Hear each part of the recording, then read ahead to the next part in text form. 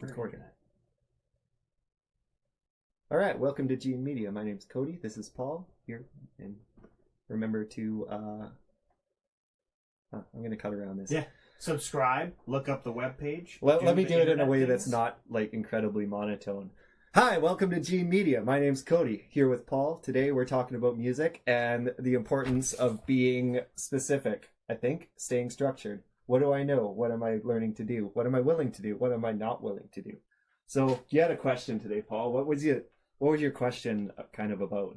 Or like, well, multifaceted. But I was trying to say if I was Paul, brother Paul, the Paul you all know and love, and want to buy his albums, you can cut around it. Anyway, if I was out of a band because the last band took off in the middle of the night, and I had just waited 5 months, how would I go about pulling in other players to play with by doing not a minimalist amount of effort, like more than nothing, but less than something, like more than a toaster, less than a microwave, but at least as much as I'm willing to look on Facebook? How would you pull in members? Well, yeah, so you're trying to pull in members in a way that's manageable for the amount of time you're willing to spend on it, which is next to nothing. Yeah, a substantial amount, but like not 40, 50, 60 hours a week. Because of my work, I can't really hit I work weekends every weekend and graveyards. So I can't go to the shows, the jam nights. Most things happen on the weekend. So I can't, I used to physically go and see and find the players. But now, with this innovation of that there internet, which I barely use, Cody has implied that there is like classifieds, Kijiji, Facebook, Twitter. How many of these things does anybody else use that to look for their bandmates? Because that is an interesting idea that somebody like me with work constraints, which is really the problem, could find members. And he's huge on the internet, so he would know. Yeah, well, I know that in certain places, some like online classifieds, Craigslist, Kijiji, etc. There's musicians on there. They check it once in a while when they're looking for something, like what's available. Maybe somebody's put a post out there, so that's the kind of thing. But more to the point of like where I said is like you got to structure your open call in the right way too. Yeah. So we're talking about like, what are you like? Let's say you're trying to make some music. Like, what kind of music is it, and what kind of people would be good for that? So you want to try and I would recommend. I'm not an expert here, but I've definitely contacted a few musicians. It's like what are you is your posting on there? Is it specific about what exactly you're trying to do and what you're looking for? So like, what kind of musicians are you looking for? As far as like maybe genre or rock, like personality traits or whatever. Oh yeah, rock, stable, no addicts, 1.5 kids. That doesn't mean 1.5. That's like one and a baby usually. Because if you got 2 or 3 kids, you're not going to play. Let's see. You should own your own vehicle, but we've worked around that before. Yeah. We will drive out. I will drive out and get you. Yeah, but like you say rock, that's fairly broad. So Okay. you could have people that like Nickelback, and you can also have people that like, I don't know, like Led Zeppelin, or you could have people that like, indie rock or whatever. So, yeah, I guess it kind of depends on what you're doing. But you definitely, I would recommend like being as specific as you can about every little thing. Like, so this is what I'm doing. My project sounds like this, or maybe even include a little demo or something that they can listen to. And like, yeah, just saying like, yeah, exactly. This is what I know how to do, and this is what I'm trying to do. But then this is like what I'm willing to do for this project, and this is what I'm not willing to do. And like, I think that part's super important. That is really important. Because like, yeah, that's how you end up in a cover band. That's how you end up in a cover band, and you're just playing along to YouTube videos all day. And if you're a hardcore songwriter who hates cover songs, then that's probably not where you want to be. And yeah, why would you waste your time with a bunch of cover musicians applying to your posting or your open call if that's not what you're looking for? Yeah, I'm already imagining the block of text I'm going to put out there that's like, classic rock, no covers. Irish music, no covers. Folk, no covers. Irish folk, classic rock, no covers. You know what? I don't sleep with covers. No covers. Nothing with covers. No sheets. No, nothing. Yeah. No covers. I hate turtles. It's covered. No, I don't. I think turtles are cool. That's not true. Turtles are green. I don't know where you got the turtles from. Because they're always covered. And then like, where do we go from here, Paul? Where would we go from here? Yeah. What do you... Well, another question is like asking you, because you are into the social media and your understanding. You know lots of ways to put out a call across. You know a program that'll put out a call across many platforms. You know how to schedule things. You know how to keep current. Like when I was asking you outside before I knew this was going to be the podcast material, the Paulcast material, I was asking you just from point of view because you're familiar with the tech and I can barely turn a computer on. Yeah. Well, I don't know anything that'll cross-platform post, like unless you're talking only on social media, in which case you've got like Hootsuite and stuff, and you can run a recurring thing, or like once a week it puts out this post without you having to think about it. But your best bet for being able to like optimize your open calls and how to post them is to just type it out into a file, like a Word document or something, and then have it as a template, copy paste. Oh, yeah. Right. You see, and I didn't even think of that. Yeah. And yeah, I could do Kijiji, Craigslist, you could do Twitter, Yeah, you could do Twitter, Facebook. Facebook, Everybody everything. has all this stuff. Yeah. So that would be, and then I'll make it very specific for what I'm looking for.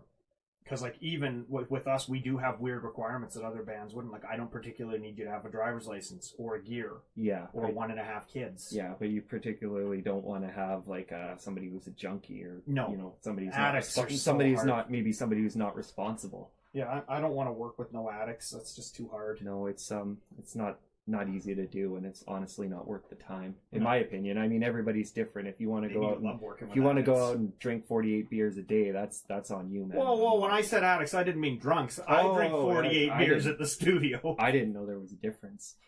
Look at this guy. Yeah. Oh, here on the Judgy McJudging podcast with Judge Dredd. Okay, apologies. If you drink 48 beers a day, then that's accepted. Fair enough, but yeah, part of the process. Maybe it's part of your process, and I can't judge you for that. I need the aluminum poisoning to forget the bad ideas. Drink the beer to make the good ideas, and keep the aluminum can in your mouth so that you just forget the bad ones. Yeah, and like, how do you imagine your sessions going? Like, as far as like, let's say you pull together 3 or 4 people, and you want to throw some stuff at the wall and see what sticks. Is there like because you said like, oh, I can't do weekends, but I can do weekdays. Any weekday, right? yeah.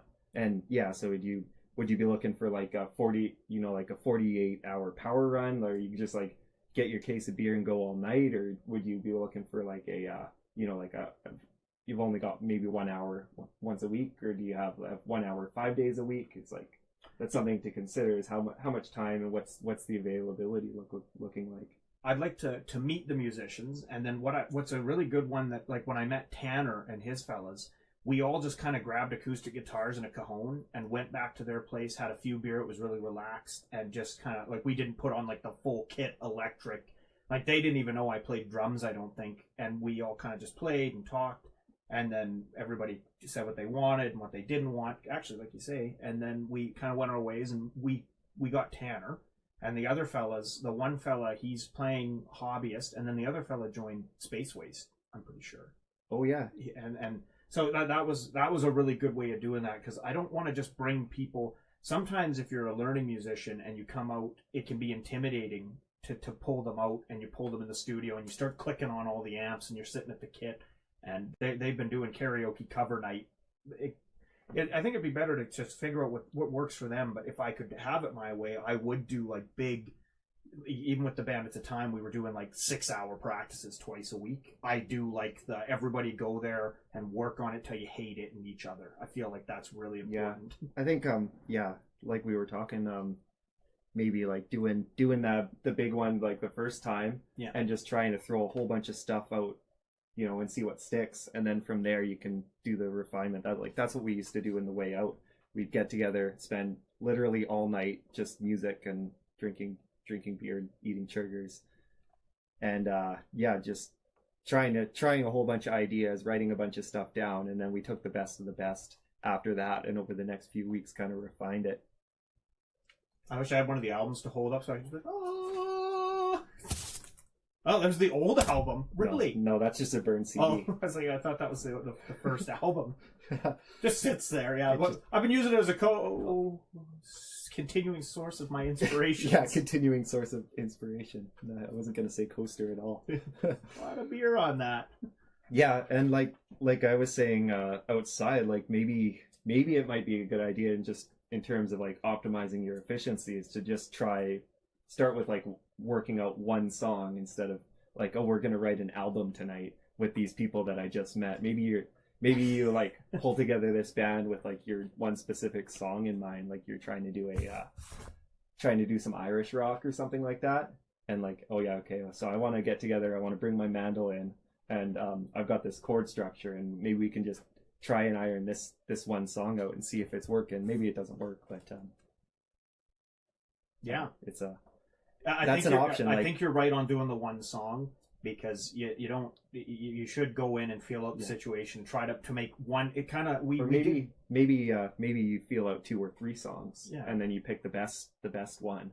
But I've been kind of following the trends in the industry, and we're talking about people are talking about how the album is almost obsolete, and I don't know whether I agree with that. If you want to make an album, go for it. But a lot of people with the days of like Spotify and playlists and social media and all this stuff is like, you can do one song at a time instead of an album, and make it have, you get more chances to make an impact instead of just this one album one time and it's out there, and then you got to spend the next year writing a new album. It's more of like a consistent stream. Anyways, this is what people are saying. The jury's out on it. Is that the saying? Jury's out? You're Judge Dredd there. Well, I don't know. I guess the jury's out on that one. We haven't.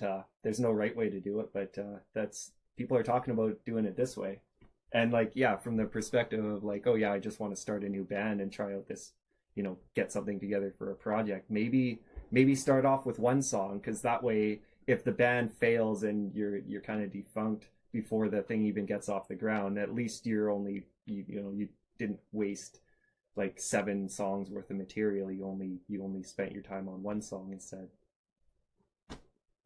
Yeah, the only thing that I like that comes in singles is cheese, and I always take 2 of them, so obviously they should come in doubles. Okay, maybe 2 songs instead of one. Who wants to be single? Pretty much nobody. Who wants to make a single? Nobody, except for like the little pop bands that look way better than we do. I think like I am albums. If I like tattoos, my ass would say albums for life. Fair and enough. Then I'd show you my ass. And no one else. I don't have a single cheek.